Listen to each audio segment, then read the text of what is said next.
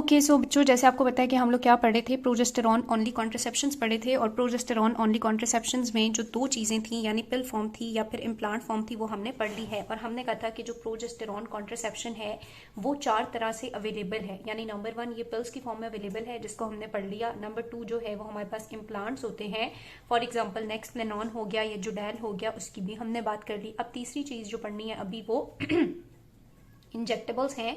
और इंजेक्टेबल्स के बाद हम इंट्रायूट्राइन डिवाइसेस के बारे में पढ़ेंगे। सो यहाँ से हम लोग स्टार्ट करते हैं injectables. So what do you mean by injectables? जाहिर है जो चीज़ इंजेक्शन के थ्रू लगाई जाएगी तो हमारे पास प्रोजेस्टेरॉन कंटेनिंग इंजेक्टेबल्स हैं। फॉर एग्जाम्पल इसकी बड़ी एक इंपॉर्टेंट एग्जाम्पल है जिसको बेटे कहते हैं मिडॉक्सी प्रोजेस्टेरॉन या डेपोवेरा भी है। ये दोनों जो है वो क्या किए जाते हैं, डेपोवेरा।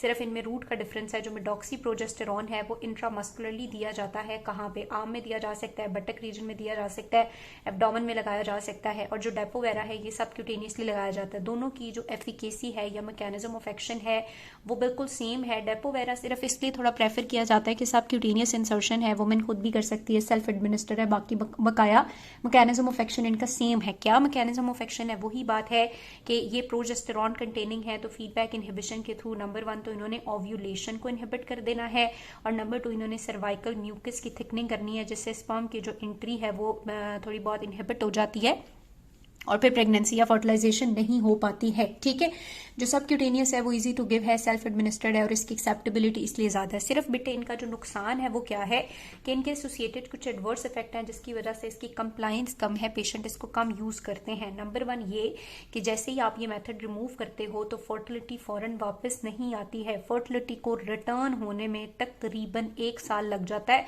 इसलिए ये मेथड इतना ज्यादा एक्सेप्टेबल नहीं है। नंबर 2 ये क्या करता है, बोन मिनरल डेंसिटी को कम करना शुरू कर देता है, स्पेशली अगर हम कहें तो लंबर सुपाइन वाले रीजन पे। लेकिन आपने याद रखना है कि ये जो बोन मिनरल डेंसिटी है ये पहले कम होती होती होती होती फिर प्लेट्यू आ जाता है, तो ये फ्रैक्चर वगैरह कॉज नहीं करती। इसके बारे आप उनको इन्फॉर्म कर सकते हैं। और नंबर 3 इसकी जो एक्सेप्टेबिलिटी कम है वो इस वजह से भी कि ये वेट गेन भी करती है। क्यों वेट गेन करती है हमें नहीं पता, लेकिन ये इसके एडवर्स इफेक्ट है। नंबर 4 वो कहता है कि ये HIV एसोसिएटेड रिस्क को बहुत ज्यादा बढ़ा देती है। तो वो वुमेन जो HIV प्रोन है या रिस्क फैक्टर है उनके अंदर, तो उनको फिर आपने ये नहीं देना। तो ये इंजेक्टेबल्स के बारे में आपने सिर्फ याद रखना है। सबसे ज्यादा जो कॉमनली क्वेश्चन पूछा जाता है वो ये कि इसकी फर्टिलिटी जो है वो इतनी जल्दी रिटर्न नहीं होती, बाकी तमाम मेथड्स में फर्टिलिटी फौरन वापस आ जाती है। नेक्स्ट चीज बेटे अब हम क्या पढ़ने लगे हैं, प्रोजेस्टेरॉन कंटेनिंग डिवाइसेस के बारे में पढ़ने लगे हैं। ये जो प्रोजेस्टेरॉन कंटेनिंग डिवाइसेस हैं इंट्रायूट्राइन डिवाइसेस भी कहलाती हैं। आप यूट्यूब पे कोई वीडियो देखें या आपका जो प्रैक्टिकल वगैरह होगा, हमें सिखाया जाता था, कराया जाता था कि मायरीना किस तरह से इंसर्ट किया जाता है, तो वो आपको बहुत सारी डिवाइसेस जो वीडियोस मिल जाएंगी, आप जरूर देखें या लाइव देखें। ठीक है, अपने हॉस्पिटल्स में। अच्छा, अब ये जो इंट्रायूट्राइन डिवाइसेस हैं बेटे ये 2 तरह की हैं, मैं ऑलरेडी बता चुकी हूँ। लिवोनॉर्जेस्ट्रल इंट्रायूट्राइन डिवाइस होती है और इसी तरह कॉपर कंटेनिंग इंट्रायूट्राइन डिवाइस होती है। कैसे काम करते हैं, क्या काम करते हैं, ये सारी बात अभी हम लोग डिस्कस करने लगे हैं। तो वो कहते हैं ये जो डिवाइसेस होती हैं इनका काम होता है ये प्रोजेस्टेरॉन रिलीज कर रही होती हैं। कहाँ प्रोजेस्टेरॉन रिलीज करती हैं? यूट्रस में। तो इसका मतलब है ये लोकली यूट्रस के लेवल पे जरा ज्यादा एक्ट करती हैं। तो यूट्रस में होना क्या है, यूट्रस में इम्प्लांटेशन होनी है, तो बेसिक इनका काम ये है कि ये इम्प्लांटेशन को इनहिबिट करती हैं, इम्प्लांटेशन होने नहीं देती हैं। पहले हम डिस्कस करते हैं लिवोनॉर्जेस्ट्रल को और फिर हम जो है वो दूसरे के बारे में भी बात करेंगे बेटे।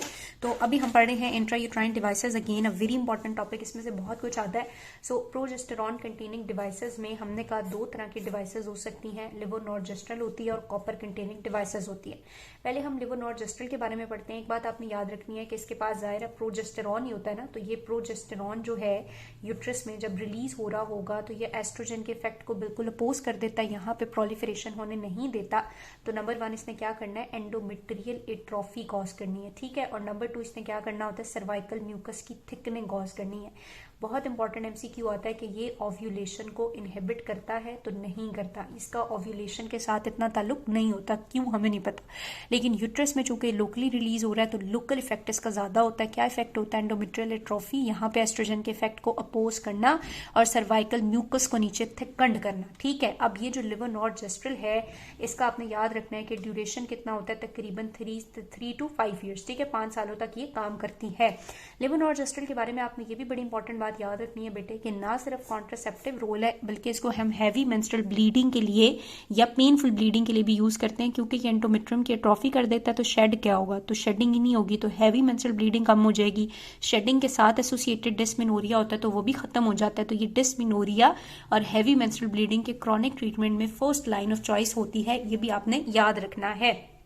ओके, सो अब अगर हम इसकी टाइप्स की बात करेंगे तो वो कहता है कि एक लेवोनॉर्जेस्ट्रल इंट्रायूट्राइन डिवाइस है जिसके अंदर 13.5 mg प्रोजेस्टेरॉन होता है, और दूसरी हमारे पास लेवोनॉर्जेस्ट्रल इंट्रायूट्राइन डिवाइस है जिसके अंदर 52 mg कंटेनिंग प्रोजेस्टेरॉन होता है।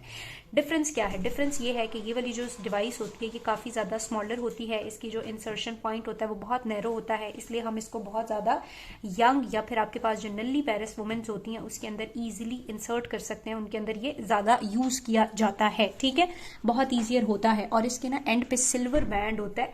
सिल्वर बैंड की वजह से हम डिफ्रेंशिएट कर सकते हैं 13.5 mg लेवोनॉर्जेस्ट्रल या 52 mg लेवोनॉर्जेस्ट्रल को। ठीक है, जो 52 mg है इसको बेटे मायरीना कहते हैं, और मायरीना आप लोग देखेंगे ये भी अगेन वो मोमबत्ती टेक्सचर सा ही होता है, और माचिस की डिब्बी जितना तीली जितना ही होता है, यूं करके ना टी शेप में होता है, और यहाँ पे ना एक थ्रेड होता है। ठीक है, जब ये हम अंदर छोड़ के आते हैं तो ये थ्रेड जो है ये सर्विक्स तक आ रहा होता है, और वुमेन इसको फील कर सकती है। अगर थ्रेड फील नहीं हो रहा, हम उन्हें कहते हैं रेगुलरली फील करें। अगर थ्रेड नहीं फील हो रहा है इसका मतलब है डिवाइस वहां से या तो एक्सपेल हो गई है या ऊपर चली गई है या परफोरेट हो गई है और प्रेगनेंसी का रिस्क बढ़ गया है। ठीक है, तो ये आपने याद रखना है कि मायरीना होता है, और मायरीना कम से कम जो है वो 5 सालों के लिए एप्लीकेबल होता है, 5 ईयर्स के लिए ये कॉन्ट्रासेप्शन करता है। ये जो 13.5 वाली है इसको हम लोग कहते हैं जाइडस। ठीक है, तो ये आपने याद रखना है। जाइडस जो है ये यंगर वुमेन में यूज होता है और ये एल्डर वुमेन में यूज होता है, इसको ज्यादातर contraception plus heavy menstrual bleeding के लिए दिया जाता है। अब बेटे मैकेनिज्म ऑफ एक्शन की बात करें तो मैंने आपको ऑलरेडी बता दिया, बुक में बाद में लिखा हुआ है। तो मैकेनिज्म ऑफ एक्शन यही है कि ये एंडोमेट्रियम की प्रोलिफरेशन और वहां पे प्लांटेशन को इनहिबिट करती हैं और सर्वाइकल म्यूकस को थिकन करती हैं, लेकिन ये ओव्यूलेशन को इनहिबिट नहीं करती हैं। क्लियर। अब अगर हम लेवोनॉर्जेस्ट्रल कंटेनिंग डिवाइसेस के एडवर्स इफेक्ट की बात करें, यानी इनकी वजह से हमें क्या नुकसान हो सकता है, तो बाहर से जाहिर है आप जब प्रोजेस्टेरॉन दे रहे हो तो सबसे पहली चीज क्या होना शुरू हो जाती है, इर्रेगुलर ब्लीडिंग होती है। हमने इसके बारे में वुमेन को इन्फॉर्म करना होता है। ठीक है, ये ब्लीडिंग टाइम के साथ इंप्रूव हो जाती है और आहिस्ता आहिस्ता चूंकि ये वहां पे प्रोलिफरेशन ही नहीं होने देता है तो ये ब्लीडिंग बहुत ज्यादा लाइटर हो जाती है, और इवन एक ऐसा टाइम होता है कि ये एब्सेंट हो जाती है, इसको एमेनोरिया कॉज कर देती है। इसलिए ये बड़ी अच्छी ड्रग है, यानी इसको आप यूज कर सकते हो किस लिए, हैवी मेंस्ट्रुअल ब्लीडिंग या डिस्मेनोरिया के लिए। लेकिन इसमें ना पेशेंट को इन्फॉर्मेशन प्रोवाइड करना बहुत ज़रूरी है, उसको सारी चीज़ों के बारे में आपने इन्फॉर्म करना है। और इसकी वजह से साइड इफेक्ट्स क्या हो सकते हैं, इसकी वजह से बेटे कुछ एक्नी इनिशियली स्टार्ट हो जाती है, वो टाइम के साथ ठीक हो जाती है। नंबर 2 ब्रेस्ट टेंडरनेस होती है फिर, लेकिन वो भी ठीक हो जाती है। उसके बाद वो कहते हैं कि मूड डिस्टर्बेंस, बहुत ज़्यादा मूड स्विंग्स हो रहे होते हैं और पेशेंट को ना बहुत ज़्यादा हेडेक इसकी वजह से इनिशियली होता है, लेकिन फिर वो आहिस्ता आहिस्ता यूज टू हो जाता है। तो ये इसके एडवर्स इफेक्ट आपने याद रखने हैं।